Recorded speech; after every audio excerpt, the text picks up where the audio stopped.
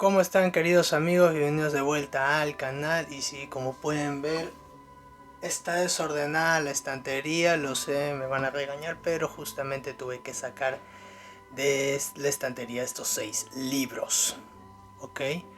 Porque últimamente he estado mirando mucho internet, he estado mirando varias páginas, inclusive en mi página de Facebook, que les dejé el link en el anterior video, pero de todas maneras se los voy a dejar acá abajo, que muchos cometen el error de empezar a leer a Stephen King, principalmente por estos 6 libros. Y todos ellos tienen algo en común, y es que son considerados tanto por los fanáticos como por la crítica clásicos, ¿ok? Obras primordiales que han dejado huella en la vida y en la historia de este autor, como sería Stephen Edwin King. Y porque la gente se ha dado la idea de que un libro es clásico o es aclamado por la crítica, es necesario empezar a leer por ese libro a dicho autor. Con Stephen King lastimosamente no es así. Con Stephen King vamos a tener un montón de caminos, un montón de baches, por así decirlo. Hay un montón de cosas que debes saber, que debes conocer para no cometer la pata, no meter la pata o cometer el error de leer un libro de Stephen King y que no tenga sentido para ti.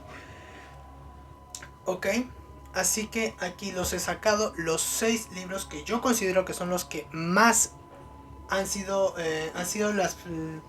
las principales causas de que muchos dejaran de amar a Stephen King. Porque este libro no lo entendí, este libro no me gustó, ay, es muy denso. Porque lees mal a Stephen King, empiezas por un libro que no debería ser leído en ese momento, pero porque lo viste en el cine, porque lo viste en la librería, porque algún desconocido te lo contactó, tú dijiste, bueno, lo voy a leer. Y luego terminas con una gran decepción. También esta es la razón por la cual muchos han dicho que Stephen King no merece el Nobel. ¿Cómo puedes decir que Stephen King no merece el Nobel si no lo lees bien, si no conoces? Un profesor en la universidad una vez me dijo, Stephen King no merece el Nobel. Yo le dije, profesor, ¿por qué? Porque he leído su libro It y no parece relevante. Y yo le dije, usted solo ha leído It. ¿Por qué solo leyó el libro de It, profesor? ¿Porque lo vio en la película? ¿Porque lo vio en los 90 y le pareció terrorífica? Profesor, It es el primer libro que usted lee de Stephen King, ¿verdad? El profesor asintió y le dije, con todo el dolor de mi corazón le dije, mal hecho, profesor, mal hecho. No se lee Stephen King de esa manera. Porque lo vi en la película. Por esa misma razón, la primera obra que voy a presentar es It. ¿Por qué muchos cometen el error de empezar a leer Stephen King por esto? Muy simple. Porque es su obra más conocida. Es su obra icónica. Por el payaso Pennywise. El payaso que yo tengo ahí arriba. Que no lo voy a sacar porque si no se cae todo. Sí, chicos, por este payasito es porque esta historia se ha vuelto icónica, clásica. Y miren cuántos posits le puse. ¿Por qué creen que le pongo posits? ¿Porque hay frases que me gustan? Sí, no. Porque hay frases en este libro que se repiten en ¿dónde? En Apocalipsis, en Insomnia, en La Torre Oscura. Agradezcan que no tenga insomnia, porque si yo tuviera insomnia en la mano yo despotricaría todo. Porque hay varios que también comienzan a leer Stephen King por insomnio, solamente porque tiene el título Insomnia y digo, insomnio, parece así de morbo, de grotesco, de terrorífico. No, Insomnia no tiene nada que ver con lo terrorífico. En realidad más parece una novela de fantasía que una de terror. Bueno, It.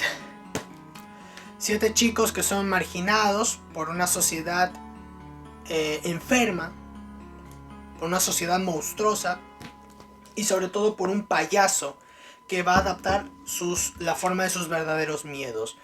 Pero chicos, It no solo es una criatura estilo Lovecraft, It es un universo enorme. ¿Cómo que universo enorme? El ya solo mencionar de que It existe significa que hubo un origen, significa que hay una filosofía, una metodología que cumple esta criatura.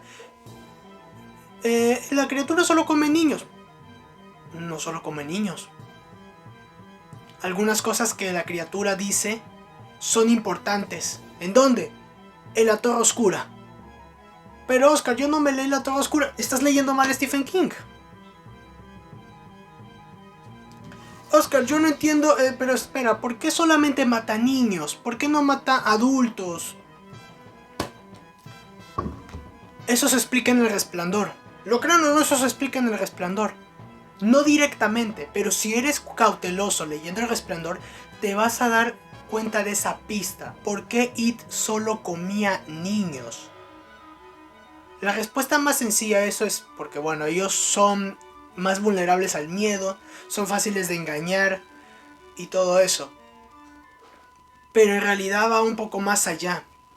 ¿Y dónde se complementa eso? En Insomnia. Váyanse a leer Insomnia después de leer esto. Yo lo estoy releyendo y releyendo porque no tengo insomnia. Y bueno, para cuando tenga insomnia ya complementaré esto un poco más.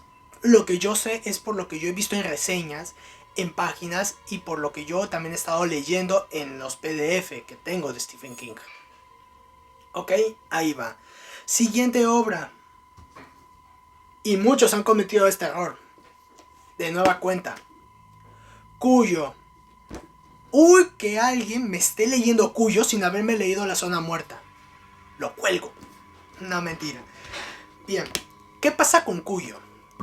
La historia de Cuyo es, bueno, bien sencilla. Un perro rabioso que empieza a provocar terror en un pueblo. Pero fíjense en esto. ¿En dónde se ambienta esta historia? En Castle Rock. ¿Dónde vimos por primera vez Castle Rock? En La Zona Muerta. Aquí está el Sheriff Bannerman. ¿Quién era el Sheriff Bannerman? En La Zona Muerta. Aquí al principio se nos menciona a un coco. Bueno, es la típica historia del coco. No, no es la típica historia del coco. Este coco apareció en La Zona Muerta también. Y se llamaba Frank Dude. Un policía que mataba mujeres. Aquí también se nos menciona eso, en It. En una parte, yo lo señalé acá. Bueno, que ahorita si lo busco va a ser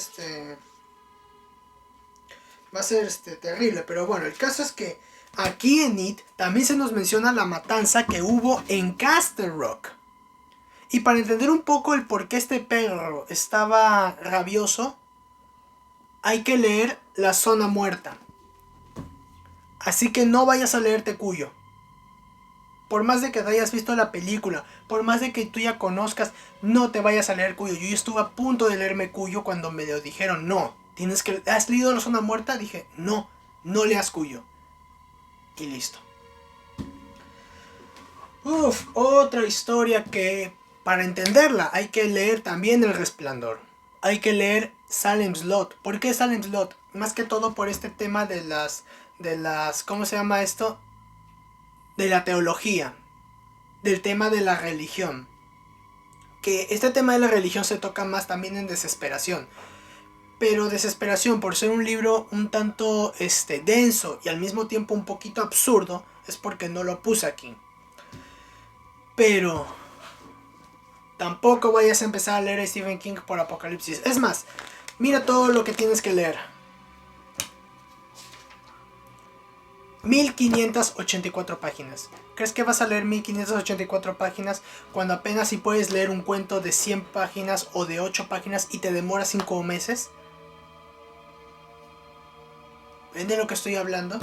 En Apocalipsis vamos a ver un virus que se ve en el umbral de la noche. Aquí hay algunos personajes que tienen poderes. ¿Qué es este poder? Léete El Resplandor.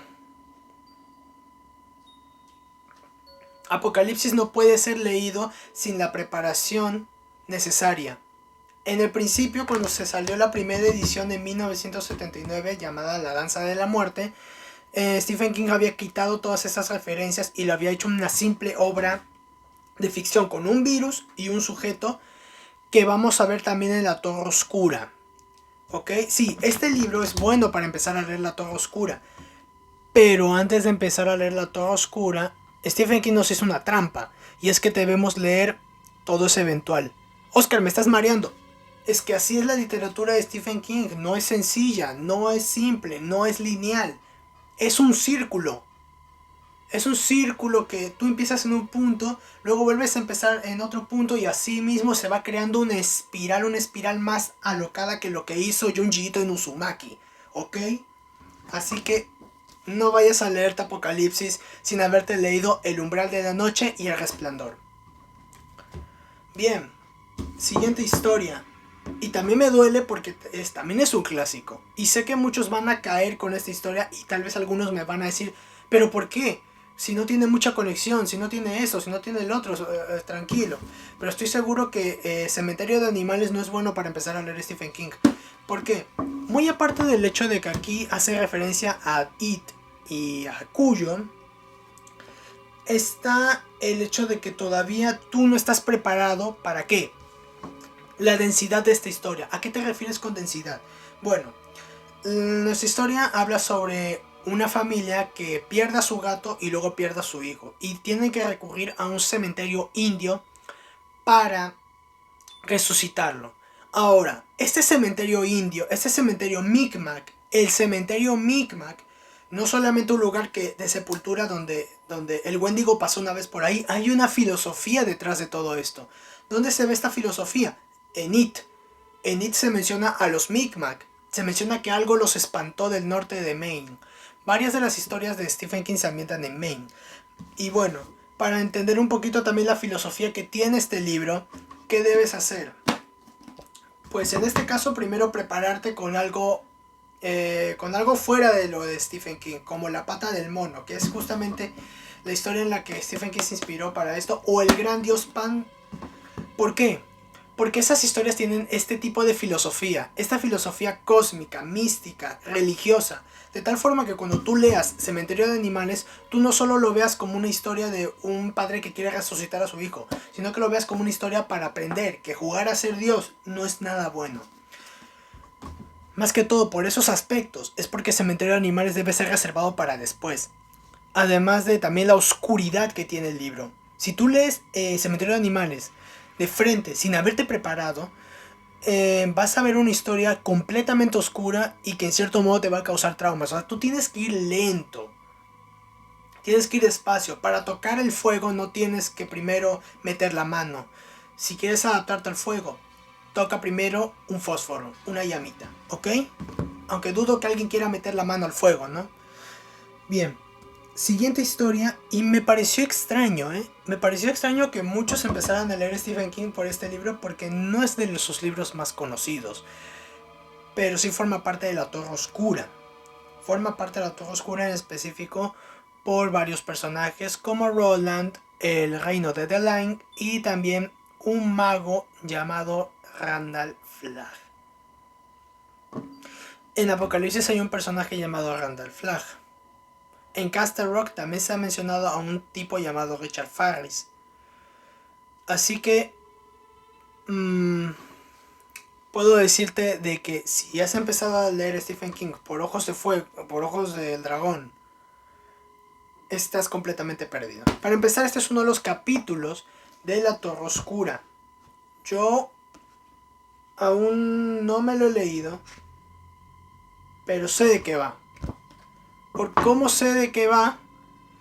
Porque parte de su premisa lo descubrí en La Torre Oscura y en los cómics. En esta historia se nos comenta un mundo paralelo, donde todo es un reinado, donde hay un plan maestro. ¿Cuál es ese plan maestro? De ahí justamente viene el siguiente libro, El Pistolero. ¿Por qué muchos empiezan a leer a Stephen King por esto? Simple, porque es cortito. Pero no puedes leerte El Pistolero sin haberte leído Resplandor. No puedes leerte La Torre Oscura sin haberte leído Apocalipsis.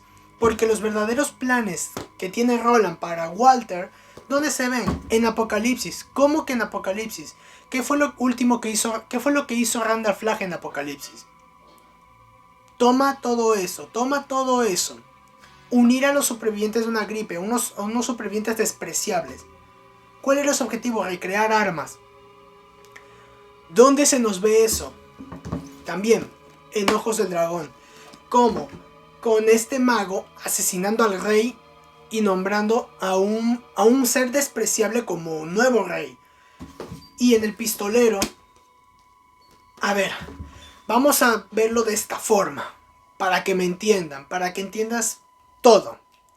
Randall Flagg es un ser que tiene cuerpo de hombre, pero que es un agente del diablo. Como lo dijo ¿quién? Madre Abigail en Apocalipsis. ¿Qué sucedió en Apocalipsis? Hay un virus. Es muy posible que Randall Flagg haya provocado este virus para exterminar a la humanidad y quedarse con los que realmente le interesaban. Una población pequeña.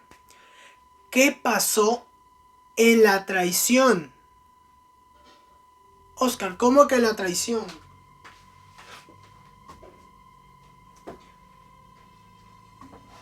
Ahorita te lo voy a decir. Los cómics de la Torre Oscura tampoco debes empezar a leerlos. A ver, la traición. Este libro de acá. ¿Sabes qué sucede aquí? Randall Flagg es descubierto y planea que una matanza hacia Gilead. ¿Dónde se nos comenta eso también? En Todo es Eventual, en Las Hermanitas de Luria. Que básicamente es un relato sacado de aquí. Y si tú no has leído esto y no conoces los verdaderos planes de Randall Flagg, menos vas a entender esto.